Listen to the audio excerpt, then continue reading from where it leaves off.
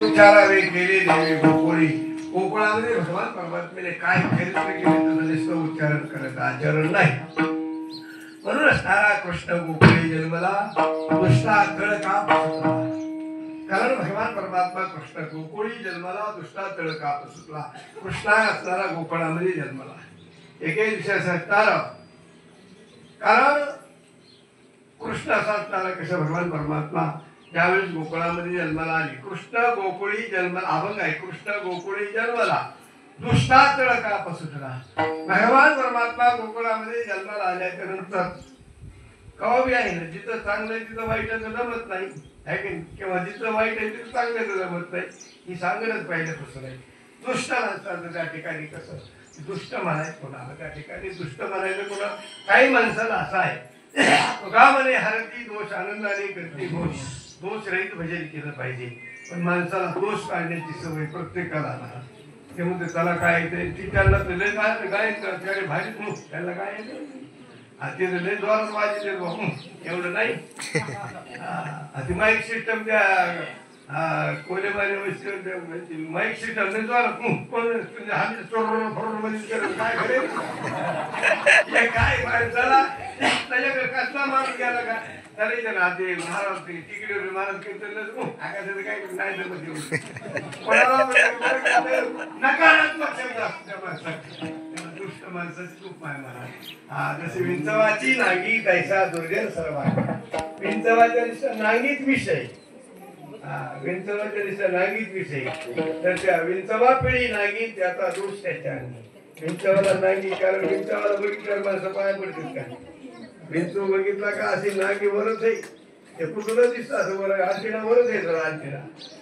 मग ते असं आंटीना वर असल्यामुळं विंचू बघितल्यावर माणसं पाया पडतात का. विंचू दिसला काय जवळ त्याला सुद्धा सांगत दिसला का नुसतं कारण ते विष असतं.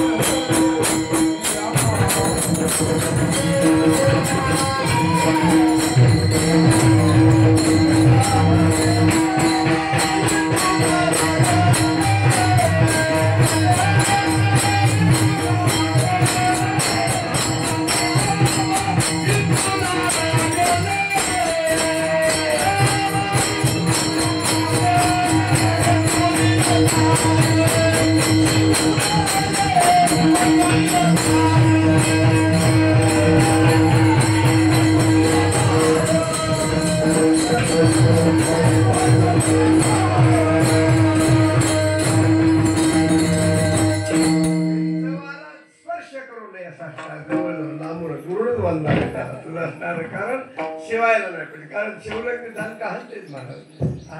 विंचवाचं काम तसं आहे महाराज. आणि विंचू कोणता असू द्या ठणका सारखंच आहे. लहान मोठा बारका सगळं सारखं असतं महाराज. त्याविषयी भेदभाव काहीच नाही. तसं ते विंचावरच्या नांगीमध्ये विष असतं. पण दुर्जन माणसाच्या सगळ्या अंगात विष असतं. दुर्जन माणसं म्हणजे कोणाला म्हणायचे कारण ते सारखं चालासाठी कोणाला पैसे गेलं ते फलाना चांगलं म्हणतच नाही. कोणालाच चांगलं म्हणत नाही. वाईट हमेश त्यांच्या डोक्यावर नकारात्मक शब्द असतात. चांगलं कधीच बनणार नाही. त्याला काय दुर्जन माणसं म्हणतात. मला काही माणसं आपल्यापासून दुसऱ्या माणसाला काय त्रास होते बघतच नाही. अजिबात बघत नाही. ते म्हणतात कसं हे काय माणसाने आपलं रोजवाडीवर कसं पहिलं असायचं तुला चहा प्यायची जर झालं तर पाणी प्यायचं जरी म्हणलं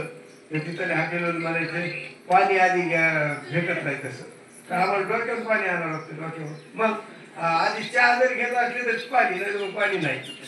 आणि माणसाला ताण लागलेलं असायची. एक जण म्हणलं मी चहा घेत नाही ना ते मला दूध घे मग चहा दूध मग दूध मी 5 रुपयाला गिलास मोठाच असायचं त्याला.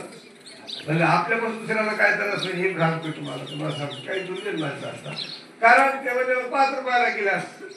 ते म्हणलं मग द्या 1 गिलास पाणी बिणी प्यायला गिलास भरपूर. त्या माणसाने नौकरने 1 गिलास भरपूर आणून दिलं. दूध आणून दिलं आणि दूध आणून दिल्याच्या नंतर ते दूध त्यांनी घेतलं. घेतल्यानं थोडस राहिलं त्याच्यामध्ये तेव्हा मग त्या नौकरला आवाज इकडे का आपल्याला कापूस हाटेल टाकलं तेवढं बरेच दिवस झाले. आणि मग हे असं करता का मध्ये आता साखरेचा पद्धती आहे का शिव लवकर म्हणला बघ मालकाला बाबाटा करू नको मी तुला ते साखर टाकून टाकून किती टाकली असती चिमट भर एवढी मला मूठभर साखर देतो पण बाबाटा करू नको कारण मालक मला जरी तुला हाकलून देईन मला मग ते मला तसं कर एवढं दूध घेतलं नाही पिऊ त्यांनी हे पण त्या डब्यातून असं मालकाची नजर चुकून असं त्या डब्यातून एवढी मोठी मूठभर साखर आणि इकडे तिकडे बघून त्याच्याकडे अशी आडवांना अशा हातात घेऊन टाकले त्याला मूठभर साखर त्यांनी घेतली मूठभर साखर बरोबर खाल्ली नंतर दूध प्यायले नंतर आणि आला बाहेर त्याचे 5 रुपये दिले आणि बाहेर अंगणामध्येच आला पटांगणात आणि तिथं लागला काळू पिळू असा लागला करायला त्या हॉटेल मालकाने बघितलं म्हणलं हे दूध प्यायच्या आधी चांगला होता दूध प्यायल्यापासून असा आळू पिळू द्यायला मला की काहीतरी आपल्या दुधामध्ये बीज माझा काहीतरी असली पाहिजे आणि अन्न भेसळ अधिकारी जर केस केली तर आपलं काही करणार नाही किंवा बीज बाबा अजून कोणाला माहिती नाही ना आपलं गपचीप व्यक्तीने महाग 50 लिटर दूध होतं माझं 5 किलो भरलेलं 50 लिटर दूध म्हणे जेवून तुम्ही मला दूध गेल्यापासून माणूस गेल्यावर लागला नाही ती पिढ्या यायची आपल्याला तुझं केवढ्याच असं पण केस नाही दिवस म्हणजे अन्न भेसळ अधिकारी 50 लिटरचं भोगवलं तरी उलटून दिलं मागं आजीच्या मागं जे काही खवा बिवा दिलं होतं ते बी फेकून दिलं म्हणलं ठेवून टाका दुधाचा असं नाम निशाण्याचं वळ करत ठेवू नका सगळं फेकून दिलं आणि लगेच शटर घेतले ओढून म्हणलं लगेच केले आळू पिळून झाली त्यांनी आणि केलं आपलं हाताला बंद होत म्हणलं काय हरकत आता तिथं आळू पिळून द्यायला शटर वगैरे लावून घेतलं दरवाजे आणि वाट बघून तिथं इलेक्शन चालू होतं कमांडर गाड्या इकडे फुकटच फिरत होत्या ते कमांडरवाला हात दिला म्हणजे इकडे मला का झाला तुला काय असेल ते फरच्यावर म्हणून जाऊ 10-5 रुपये देऊ आपल्या डोळ्याला जावं लागलं बरं का ह्या माणसाला दवाखान्यात द्यायचे बरे तर माझा लावली गाडी ते बसलं त्याला वाटलं आता इलेक्शन पिरियड आहे चला आपलं कुठं माझ्या करायला चला बसलं गाडी नेट सरकार दवाखान्यात डोळीला तिथे गेल्या ते दवाखान्यात मला दवाखान्यात आणलं का मला हो मला का आम्हाला तुम्ही तिथे लई पुढे हाती सुद्धा म्हणले असं आळू पुढे आम्हाला वाटलं काही त्रास व्हायला म्हणून आणले तुम्हाला काही दुखत आहे का म्हणून तुम्हाला माझं काही दुखत नाही राव मला मग आळू पुढे कमी पुढे कमी आणले तसं नाही म्हणजे तुमच्या हॉटेलमध्ये काय केलं दूध घेतलं म्हणला मी ए कोणी का ना काना थोडी हात असतो ते म्हणले दूध काय केलं काय नाही म्हणले तुमच्या हॉटेलमध्ये दूध पिलं म्हणले आणि म्हणजे मग दूध पिलं पण ते तुमच्या जाऊपर्यंत साखर टाकली नाही म्हणले मग दूध प्यायल्यावर मला मग तरी मूठभर मला साखर दिली म्हणला मग आधी दूध प्यायल्यानंतर साखर वरून खाली म्हणलं मग ती एक तरी थोडं ढाकलो तुला साखर मला हे असं आहे अरे दुष्पणा म्हणला तुझ्यासाठी 50 लिटर दुधाचं भोकर फेकून दिलं खवा फेकून दिला सगळं म्हणला तुझ्यासाठी मला किती त्रास झाला असं म्हणलं असं असते जेव्हा मला काय म्हणजे आपल्यामुळे दुसऱ्याला काय करावं माणसं बघत दुर्जन माणसाचे लक्षण मानूस भेटला का माणसं त्या ठिकाणी एक माणसाकडे सोयरी गाडी सोयरी आता सोयरी गावात आल्याच्या मुलाचं कधीच लग्न जमत नव्हतं कधीच नाही त्यामुळे लग्नाला जमण्याचं कारण म्हणजे आपल्या गावामध्ये माणसं त्याला करायचं आता फोन जरी आला गावात आता त्या नवरदेवाच्या विषयी जर आपल्या दुसऱ्या मुलीमध्ये जरी विचारलं त्या नवरदेवाचं ज्याला फोन आला तर बरं असलं तरी म्हणतो बरं चांगला मुलगा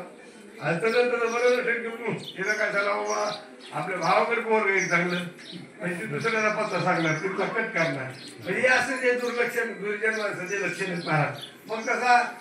गावामध्ये बोलत दुर्जन माणसाचा सांगतो कशाला म्हणजे कारण त्या बैठक म्हणली आज पाहुणे येणार म्हणजे हो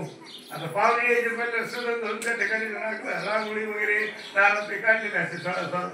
मग ते बघितले काय गेले काय पावले काय हे म्हणजे त्याला माहिती ठेवून दिला म्हणजे किंवा सकाळी 5 वाजता गेला हे तर नाही म्हणजे मग जमलं किंवा नाही म्हणजे मग जमत नियम तर पाहुणे यायचे बैठक बसायची त्या टायमाला आला वजाचा काटाळा तो आल्यानंतर म्हणजे मग आला तो आल्यानंतर बोलायची गरज नाही बिगर बोली नाही पावले देऊन बसायचा त्याला सवय आणि पावले देऊन बसला तू बोलायला लागायच्या म्हणजे ते जर बोलायला आपलं कामच बोलायला लागला आणि ते बोलायला लागलं तर नाही बोलत नाही ईशाची काळजीच आहे मुलाची कधीच ईशच आहे दुसरं काही नाही म्हणजे बघ काय नाही म्हणजे त्याला काय नाही घेतलं बोललं नाही काय नाही ते नियम गेन बेन माणसाच्या चौकात जवळ जाऊन बसला बसलं वाटलं मला कसं काय कामाशी घालते काय नाही आता मी पाहता जर गेलो पण मला माहित पडलं ते सोयी संबंधीचे काम म्हणून मी लवकर आलो म्हणजे बरोबर काय चाललंय चांगल्या शाळेच्या माणसाची गोष्टी त्या पाहुण्याला वाटलं हे माणूस चांगला समजदार दिसतोय काय त्याकडे लक्ष काय सांगता बोलायला बोलतो असे म्हणला ए आपल्या रामकिशनचं कसं काय ते चेल्यावर मुलगा म्हणजे रामकिशन साठी आले तर पाहुणे मला हो बरोबर ते रामकिशनला पहिले ते घोरं येत होतं ते राहिलं जरा मारल्यावर ते घोरं येत होतं राहिलं का म्हणले त्याला म्हणजे आता हे कळसच काढला पाहुणे लागले घोरं येत होतं काय ते म्हणजे दादा तू काय कसं वगैरे घोरं होतं चाललं होती येत नाही नाही एक वाजता मी आता विचारलं होतं म्हणजे ते गाडी पडला होता आता काय करावं म्हणजे त्या ठिकाणी पाहुणे जमले नाही मला त्या ठिकाणी निघून गेले सोयीचं पण जमलं नाही कारण ह्याला विष म्हणतात तैसा विंचवाची नांगी तैसा असे पूजन म्हणतात जसं भगवान परमात्मा वसुदेवाचं लग्न देवकी बरोबर झालं वसुदेवाचं लग्न देवकी बरोबर झालं मोठ्या थाटात वरात निघाली वरात आणि वरात निघल्याच्या नंतर देववाणी झाली आकाशवाणी झाली सांगितलं कंसा सावधान तुला देवकीचा 8वा मुलगा ठार मारणार देवकीचा 8वा मुलगा ठार मारणार म्हणल्याबरोबर तळपायाच्या आत मस्तकाली कंसाची तळपायाच्या आत मस्तकाला गेली आणि सांगितलं बाबा तळपायाच्या आत मस्तकाला गेल्या घेऊन या खडग मारावया धावाला हात होतो धरीला वसुदेवाने वरलीवर हात धरला त्या कंसाचा सांगितलं कंसा मारू नको श्री हातेचं महान पातक आहे असं महान पातक करू नको यांनी सांगितलं का कारण हिच्या उदरी होणारे जे आपत्ती ते मला काळ होणार आहे आणि लोकांना जीवन सोडून कसं जमणार मारावंच लागणार नाही मग त्यावेळेला ते त्या ठिकाणी धरलं वरलीवर हात धरला मला काही आम्हाला जे काही आपत्ती होईल ते आम्ही तुझ्या स्वाधीन करू आम्हाला होणारे जे आपत्ती आम्ही तुझ्या स्वाधीन करू पण असं काही मारू नको आणि त्यांना बंदीखान्यात टाकलं वसुदेवाला देवकीला कोणी कंसाने पुढे पहिलं आपत्ती झालं ते आपत्ती भगवान ते असणारा वसुदेव त्या बालकाला घेऊन कंसाकडे गेला आणि कंसाने ते बालकाला बघितलं त्या स्वरूपान बघितल्यानंतर सांगितलं म्हणजे आपल्याला मारणारा 8वा आहे हा पहिला आहे सोडून दिला त्याला सोडल्याच्या नंतर पुण्य सारावाया देवऋषी भेटे आणि देवऋषी नारदीच्या ठिकाणी आली आणि आल्याच्या नंतर त्यांनी सांगितलं नारदाने देवऋषी नारदाने म्हणले सांगितलं कंसा असं जर तू ह्या लेकरांना जर सोडलं तर तुला मारणारा काळ त्या ठिकाणी प्राप्त झाल्याशिवाय राहणार नाही असं कसं ते म्हणलं मला मारणारा 8वा हा पहिलाच आहे ना मला मारणारा 8वा हा पहिला आहे त्यांनी सांगितलं अरे 8 कडे आणले असे गोल राऊंड मध्ये वाढले आणि म्हणले कोणताही 8वा असू शकतो म्हणले तसं काही नाही 1 2 3 पण त्याला अडचण भरेल म्हणले मग त्यावेळेस त्यांनी असं मारायला सुरुवात केली बालक आणि मारल्याच्या नंतर 7व्यांदा जे पोटामध्ये जे उपाय आहे त्या ठिकाणी राहिला तो पोटात त्या ठिकाणी उपाय बघितला आणि 8व्यांदा भगवान परमात्मा अवतीर्ण होणार त्या ठिकाणी यावेळेला सर्व मथुरामध्ये सर्व देवी देवते त्या ठिकाणी हजर झालेले महाराज आणि अचानक बंदीशाळेमध्ये 8 वर्षाचा बालक त्या काळा देवकीच्या समोर असताना आव्हान राहिला भय प्रकट कृपाला दीन दयाला भगवान परमात्मा 8 वर्षाची मूर्ती अशी असणार त्या देवकीच्या समोर दिसल्यानंतर देवकीने हात जोडले बोलले देवा याच्यासाठी आम्ही तपश्चर्या केली नाही आम्ही घोर तपश्चर्या केली याच्यासाठी बाल्य स्वरूपाचा आनंद आम्हाला पाहिजे 8 वर्षाचा बालक रुग्ण करू शकत नाही स्तनपान करू शकत नाही 8 वर्षाचा बालक चालत नाही बाल्य अवस्थामध्ये पाहिजे भगवान परमात्मा म्हणले काय हरकत नाही मी बाल्य स्वरूपात होतो पण मी लहान झाल्याच्या नंतर मला इथं ठेवायचं नाही मला कुठे घेऊन जायचं आम्हाला कुठे घेऊन जायचं नंदाच्या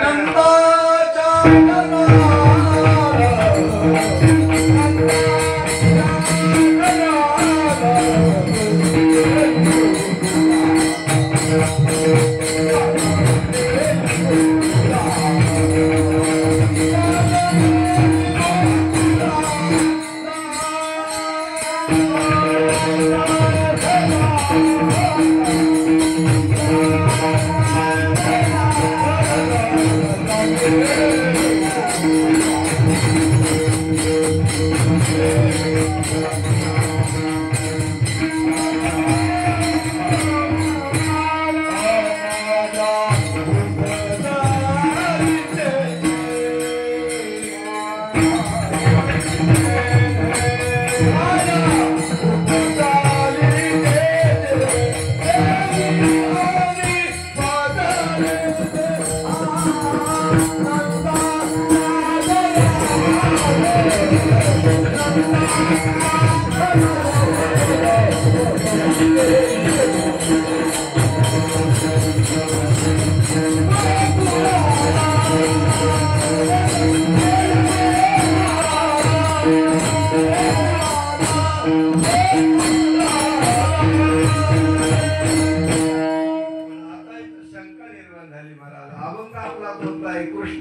गोकुळे जन्मला दुष्टा तळका कृष्ण गोकुळे जन्मला हा अभंग आहे. आणि इथं तर म्हणतात नंदाच्या घराला मदने हे गोकुळाला. मग भगवान परमात्मा जन्माला आले कुठं? शंका निर्माण होती की नाही. अभंग तर कृष्ण गोकुळे जन्मला आणि इथं म्हणतात की नंदाच्या घराला मदने हे गोकुळाला. मग भगवान जन्माला आले कुठं? भगवान परमात्मा जन्माला मथुरेमध्ये आले. कारण पण कळालेच नाही ना. जिथं कळाले तिथं खरं आहे. तसं असणाऱ्या बीड पुणे गाडी लागली. बीड पुणे. बीडून गाडी निघली पुण्याला चालली. तर शनिवार दिवस असल्यामुळं जामखेडचे व्यापारी लोक बीडून असणारे जामखेडला बाजारासाठी व्यापारी लोक तिथंच गाडी फुल झाली. बीड पुणे गाडी. मग जामखेड मार्गे जाणारी गाडी रोहतवाडी मार्गे जामखेड. मग तिथं गाडी जामखेडला गेल्याची गाडी इथूनच फुल झाली. बसून उभा राहून गेली. आणि तिथं गेल्यावर गाडी मोकळी झाली. बरेच व्यापारी लोक तिथं एकाच्या वर्ग गाडी तिथं खाली झाली. मग तिथे ग्रस्ताला एक माणसाला म्हणलं कंडक्टर साहेब म्हणले मामा तुम्ही कुठून बसले? तुम्हाला येतोच. कंडक्टर साहेब म्हणला मामा किती खोटं बोलता राव. म्हणलं मी बीड मधून तुम्हाला एक तरी बघितले राव. की कंडक्टर साहेब म्हणला कंडक्टर साहेब म्हणते मामा म्हणले तुम्ही मला काय विचारलंय? कुठून बसले म्हणले? मला बसलो इथं बीड मध्ये पण बसलो नाही इथं. तुम्ही मला बसले कुठून विचारलं? असं विचारलं. तुम्ही काय विचारलं? कुठून बसले विचारलं ना. म्हणजे बीड मध्ये पण बसलो जामखेड मध्ये. इथं जागा मोकळी झाल्यावर जागा इथं मोकळी झाल्यावर बसलो. म्हणले तुमचं बरोबर आहे माझं बरोबर. यांना बीड मध्ये पण बसलो जागा इथं मोकळी झाली ना. तुम्ही मला कुठून बसले विचारलं. मला मी इथूनच बसलो म्हणलं. मग तसं त्या ठिकाणी येंगले बीड मध्ये पण बसले जामखेड मध्ये. तुमचं बरोबर आहे माझं बरोबर आहे. तसं भगवान परमात्मा जन्मले मथुरेत पण कळाले गोकुळात. अगोदर माहितीच नव्हतं ना कुठे जन्माला आले. तसं त्या ठिकाणी जन्माला आल्याच्या नंतर मग मात्र असणारा दुष्ट कंस असा असणारा त्याला मात्र असणारा म्हणून प्रथम करणारे सांगतात कृष्ण गोकुळे जन्मला.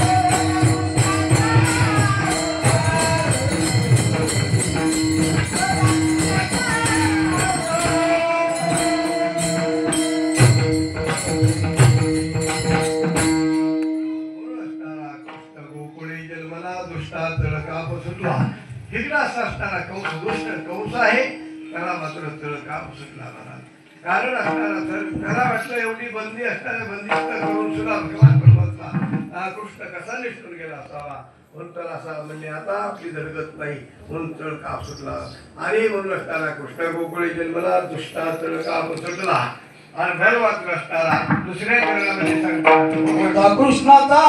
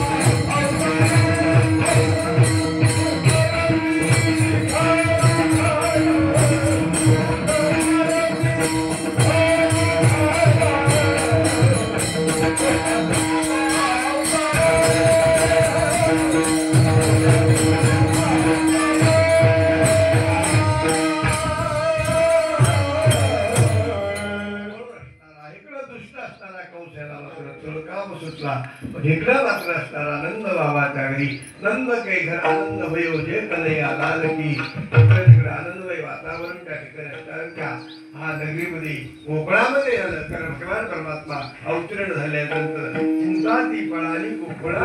बाहेर त्या ठिकाणी चिंता नावाची गोष्ट राहिलीच नाही मला चिंता जर माणसाला निर्माण झाली ना चिंता म्हणायला चिंता से चतुराई घटे दुख से घटे शरीर पाप से घटे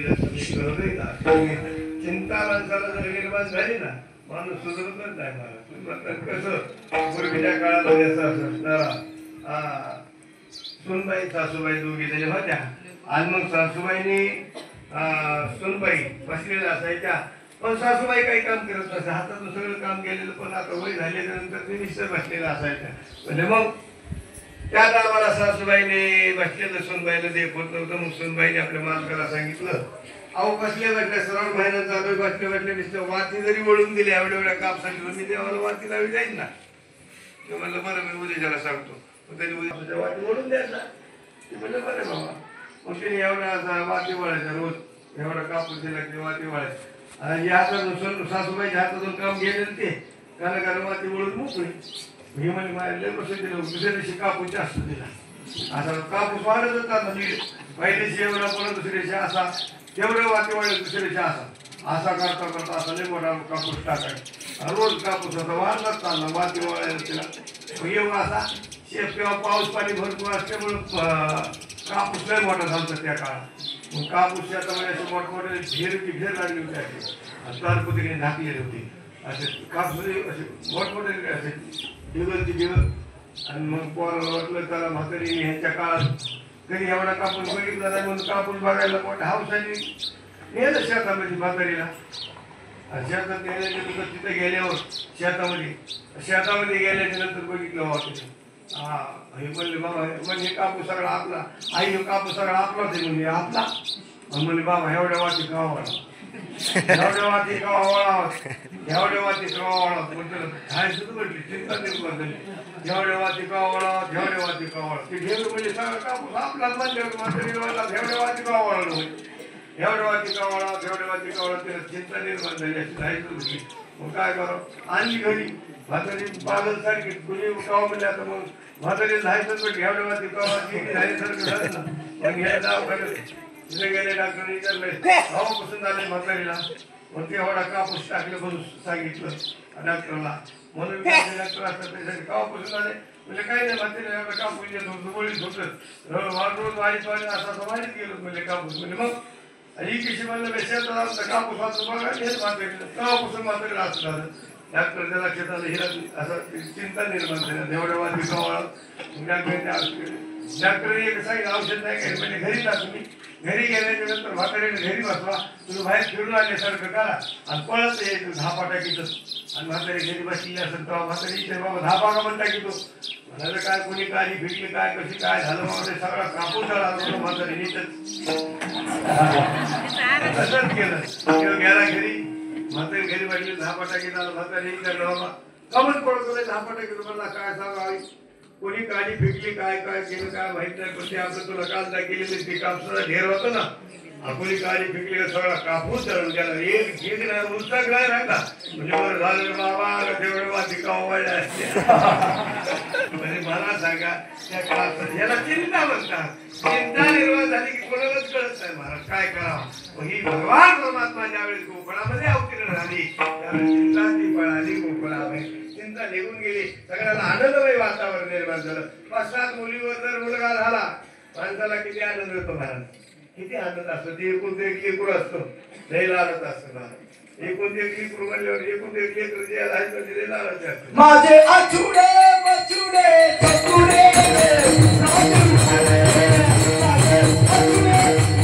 बचुडे चकुडे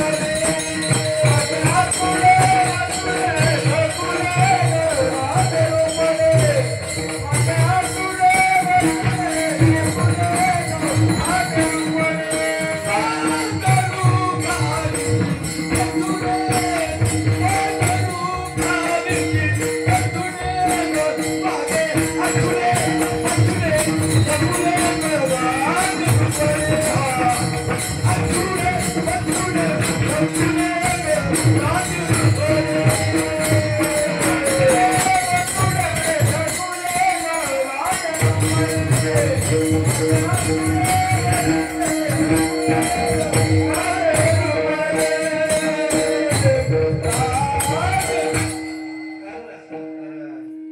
लेकरू किती त्या ठिकाणी असतं महाराज कसलं दिसायला असू द्या पण त्या आईला कसं असतं प्रिय असतं ना विशालांतकरण असतं इथं ते लेकरू कसलं जरी असलं ना त्याला ते प्रिय असतं महाराज कारण एकूण ते एक असल्यावर तर बघायचं काम नाही महाराज हातपाय संकळा पोट लागायसारखं हातपाय संकळा गाडी सगळी सोडली झालेलं लेकरू बघा तुम्ही त्याला त्याला काही करता येत नाही सगळ्या माश्या भोगायच्या हात दुधाचा काला असं करून दिलेला ते खाताले असा पोटावर पडलेला आणि तितक्यात त्याने असं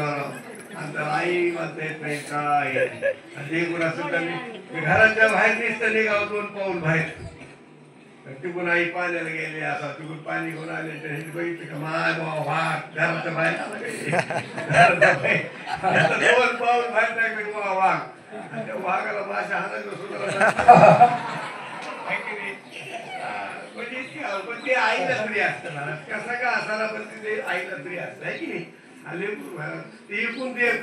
गावामध्ये 5-7 मुली जर एका 5-7 मुलीवर जर एखादा मुलगा झाला 5-7 मुलीवर जर एखादा मुलगा एखाद्या गावात चांगला नसताना तर सगळ्या गावात आनंद होतो महाराज काय आनंद असतो महाराज लय आनंद असतो इतका आनंद असतो की रामभाऊ घ्या पेढे रामभाऊ घ्या पेढे पेढे वाटायला दणका असतो दादा पण हे पुढं कसं निघत काय माहिती पुढं म्हणलं की हे पुन्हा भाताला इकडे पळावं लागत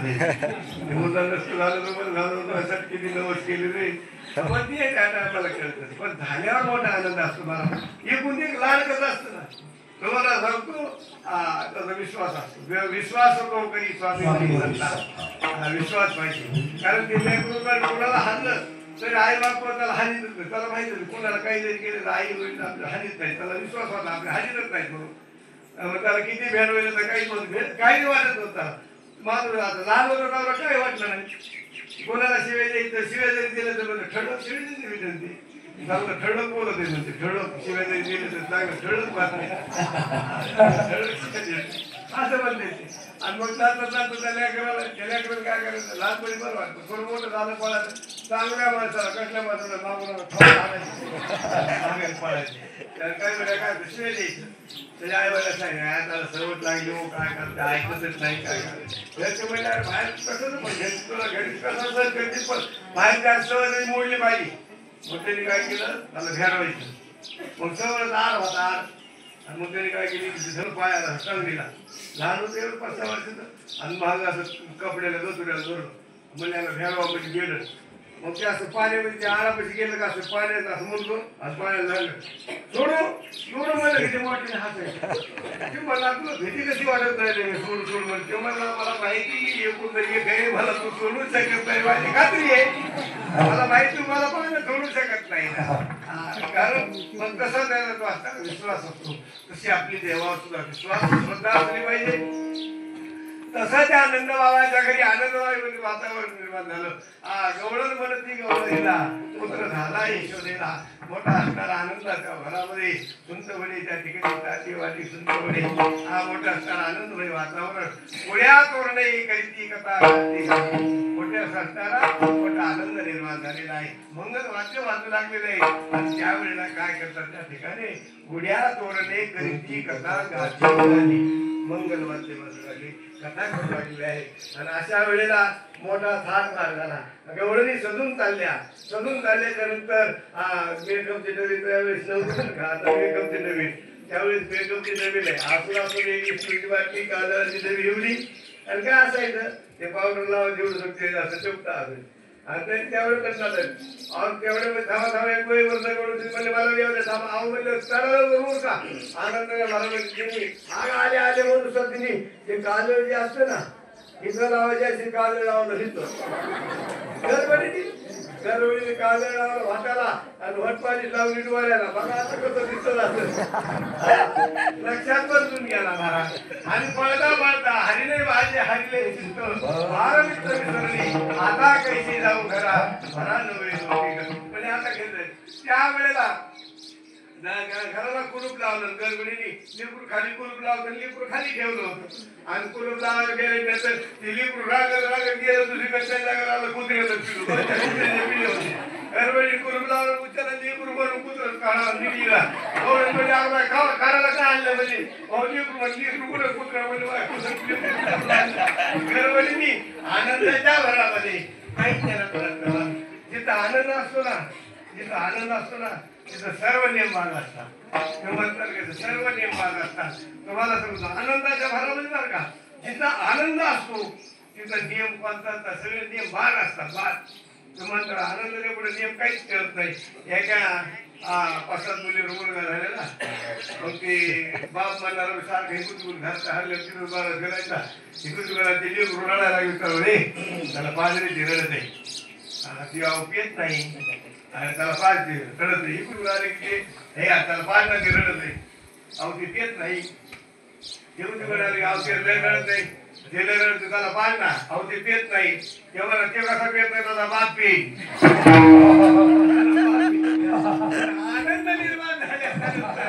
आनंदाच्या भरामध्ये माणूस काय बोलतो तुला भाग आहे इतकं भानावरून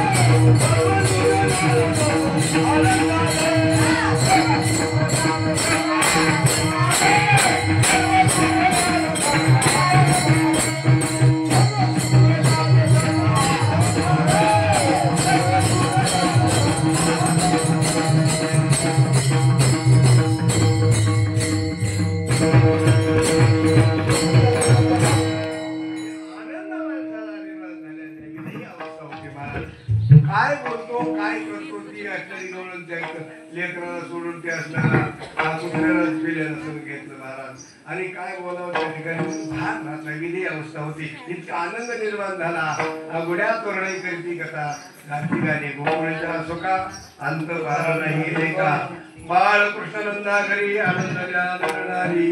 गुड्या तोरणी करीची कथा गाती इतका आनंद निर्माण झाला महाराज मुरुष्टारा दुसऱ्या चरणाने सांगतो सदा नाम